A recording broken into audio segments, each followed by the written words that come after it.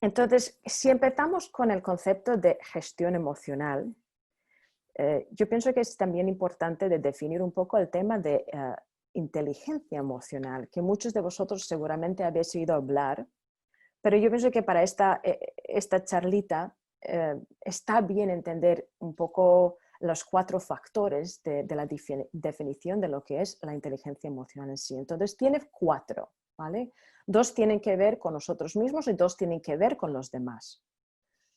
Lo primero es ser capaz de reconocer y entender tus propias emociones que sientes. Esto no es cuestión de perfección, pero más o menos saber bien lo que está pasando dentro de ti.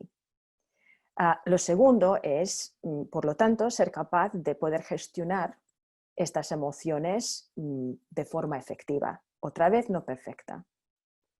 Lo tercero es ser capaz de reconocer y entender las emociones en los demás. Es decir, averiguar de forma bastante efectiva qué está pasando dentro de otras personas en nuestro círculo, ¿no? O cuando estás comunicando con alguien. Y lo cuarto de esta definición es la capacidad de poder influir o gestionar las emociones en los demás, que pueden ser tus niños, tu pareja, tus clientes, etc. Para lo que vamos a estar hablando hoy mismo, vamos a centrarnos más bien en las primeras 2. Y otra vez, en siguientes reuniones vamos a hablar un poco más de cómo influir a los demás. Entonces, en este caso, para poder gestionar nuestras propias emociones, yo realmente reparto todo esto en 3 fases. 3 fases que vais a ver que realmente van en conjunto, pero también siguen un determinado orden. Primero es cómo conectarte con tus propias emociones, ¿vale? Cómo conectarte. Segundo es cómo interpretar de forma inteligente y entender qué es lo que está pasando dentro de ti o de cada uno de nosotros. Y lo tercero es cómo gestionar estas emociones que estamos sintiendo. Okay, vamos a desglosar cada uno como hicimos anteriormente. Entonces, para empezar con el tema de cómo conectar con tus propias emociones. El objetivo aquí es tomar conciencia de las emociones, lo que sentimos dentro, pero también de los efectos que está teniendo en nuestro cuerpo, en nuestra vida, etc. Algunos mitos sobre las emociones que pienso que es bastante importante desglosar, que realmente afectan mucho nuestra capacidad de gestionar y de simplemente relacionarnos con nuestras emociones. Una es que las emociones son malas o peligrosas. Hay bastantes culturas, igual has oído hablar de esto, que piensan que sentir emoción es debilidad, que la fuerza realmente es no sentir emoción, porque emociones son incómodas, ¿no? Claro, nos encantaría a todos estar súper felices, emocionados, enamorados todo el tiempo, pero todas estas otras emociones que tienen que ver con rabia, con tristeza, con ansiedad, esto no quiero, ¿vale? Pero no es así. Realmente las emociones de todo tipo son un gran abanico de lo que es nuestra experiencia humana. Tanto los difíciles que decimos, no negativas, como las constructivas o las positivas. Otro mito es que las emociones son la verdad. Ahora, las emociones, decimos, son señales que indican lo que está pasando dentro de cada uno de nosotros. Pero no significa que son una verdad tal cual, una verdad objetiva, ¿vale? Realmente están diciendo más sobre nuestra experiencia de las cosas y no necesariamente una verdad objetiva en el futuro, perdón, en el entorno en que estemos. Entonces, una cosa que decimos mucho es, nadie es el dueño completo de la verdad. Pema Chodron, que es una monja del oeste muy, muy interesante, muy brillante, recomiendo sus libros muchísimo porque son muy finos, o unas degustaciones de sabiduría que el objetivo no es acabarles, pero realmente saborear lo que está escribiendo. Yo tengo bastantes en mi mesita de noche. Ella dice algo muy, muy sencillo y yo pienso que muy acertado. Dice, no creas todo lo que piensas. Y yo añadiría esto, no creas todo lo que sientes. Esto no significa que es falso, simplemente que no es necesariamente una verdad objetiva para todos. Y vamos a desglosar un poco más esto. Por otro lado, otro mito es que las emociones son poco fiables. Bueno, otra vez, son señales. Por un lado, una emoción que sientes puede estar indicando que igual hay algo que está pasando en tu vida que no cuadra bien con tus valores, que no cuadra bien con tu salud, con tus ideas. Igual realmente detrás de una emoción hay un señal profundo, un mensaje profundo sobre cómo podrías mejorar tu situación, a ti mismo, etc. Pero a veces también habéis visto que también sentimos a veces emociones fuertes a raíz de no haber descansado suficiente, del insomnio, de estar más emocionales por temas de estrés, incluso fluctuaciones de hormonas, dificultades en el trabajo, en la pareja. Entonces hay muchas cosas que también pueden empeorar las emociones que estamos sintiendo. Entonces en este caso, igual sentimos un estrés por una situación, explotamos con rabia a nuestros niños. Esto no significa que realmente los niños han hecho algo terrible, pero sí que es un señal que dice, bueno, ya estás sobrecargado, sabes que realmente necesitas descansar, que realmente te están superando las circunstancias y mereces un poco de tiempo para ti, o lo que sea. Entonces, no son poco fiables las emociones, simplemente es importante saber cómo entenderles, y esto va a ser la segunda parte. Otro mito es que las emociones deben ser ignoradas, controladas y siempre explicadas. Vamos, si ignoramos la emoción mucho tiempo, especialmente cuando las emociones mismas siguen ocurriendo, siguen saliendo, esto muchas veces significa que hay algo continuo que hace falta reconocer al menos, sino hacer algo para solucionarlo. Si ignoramos nuestras emociones mucho tiempo, lo que va a pasar es, como algunos habéis visto, va a salir en otras cosas, en síntomas del cuerpo que vamos a hablar, en dolores, en otros estreses. Entonces, no queremos ignorarlas, pero por otro lado, controlar muy fuerte, de una forma rigurosa, también lo que causa es una forma de pensar bastante blanco y negro, que no permite un concepto más amplio, más creativo, más verdadero en nuestra visión de la vida. Y esto tampoco funciona muy bien para gestionar la emoción. Y por último, de que siempre tienen que estar bien explicadas.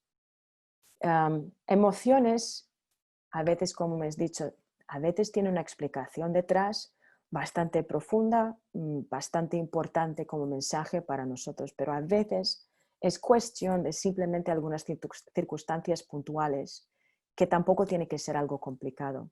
Entonces, si estamos intelectualizando mucho, sobreanalizando mucho nuestras emociones, también te puedes encontrar en un bucle que te estás comiendo la cabeza. Pero por otro lado, si realmente no tomas el tiempo de al menos hacer un chequeo contigo mismo, van a ocurrir otros problemas, ¿no? Entonces, ¿qué tenemos que tener en cuenta?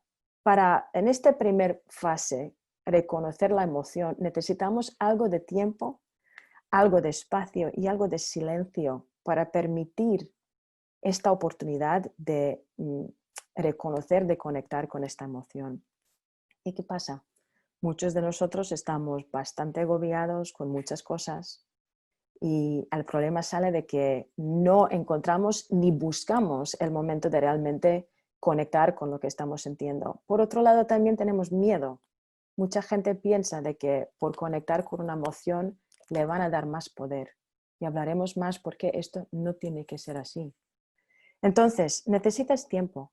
Y incluso si eres una persona que es bastante extrovertida, que no te gusta mucho la soledad, todos necesitamos un poco de tiempo a solas para asegurar que vamos bien, que podemos conectar con nosotros mismos. Y esto es sana para cualquier tipo de personalidad. También lo que esto requiere es ejercer un poco, trabajar bastante el músculo de autoconciencia y autoconocimiento.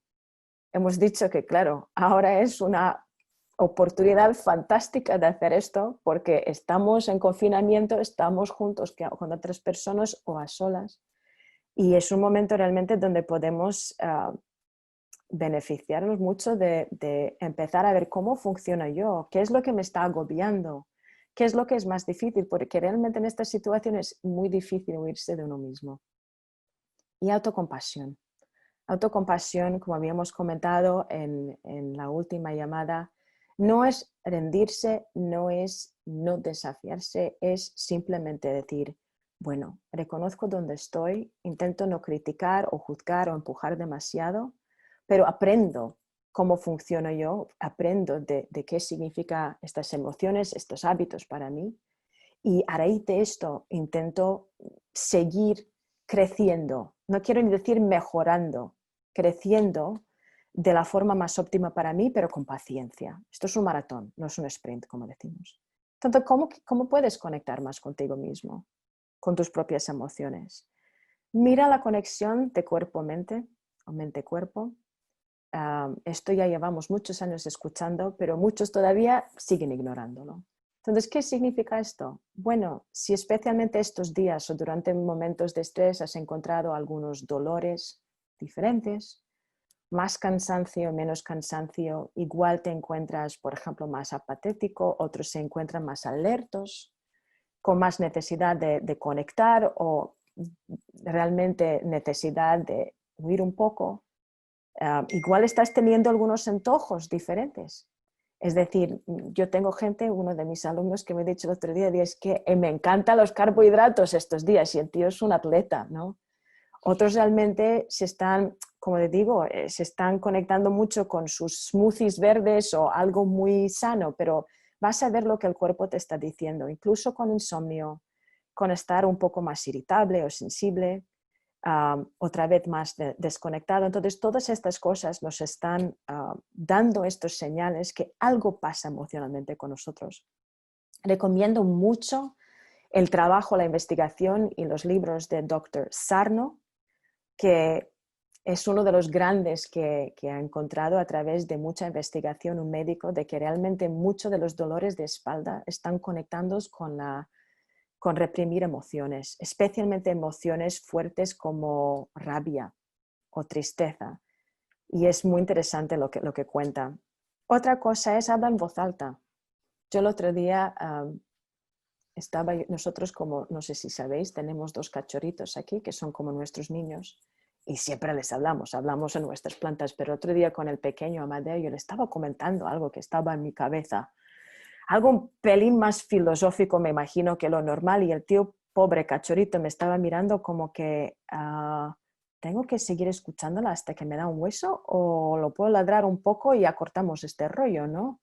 Y lo estaba mirando y después como no quería venir más, yo digo, igual me he pasado un pelín, pero hablar en voz alta es muy sano. Lo que ayuda es conectar con lo que está en tu cabeza, en tu cerebro, te ayuda muchísimo a organizar lo que está en la cabeza y ya está comprobado por investigación que es así. No sé si habéis visto este chiste que está pasando estos días por internet que dice, mensaje del clínico psiquiátrico: si estos días en confinamiento habéis empezado de hablar con las paredes, no pasa nada, bien, solo llámanos si empiezan a contestar.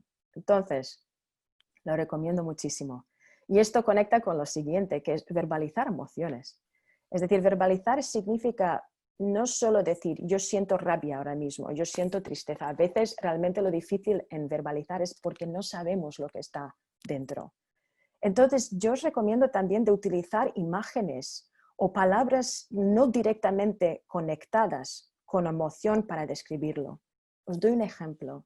Alguien otro día me ha dicho, es que me siento como si estuviera como en un cocoon, como en proceso de desarrollo, pero todavía no estoy preparado para salir. Pero veo fuera lo que está pasando. Otra persona me ha dicho, es que tengo una sensación como que voy arrastrando una nube, no sé, algo conmigo y como que no conecto directamente con lo que está pasando. Entonces, siéntete libre de describir las cosas en color, en olor, en lo que sea, para acercarte un poco más de lo que realmente está dentro.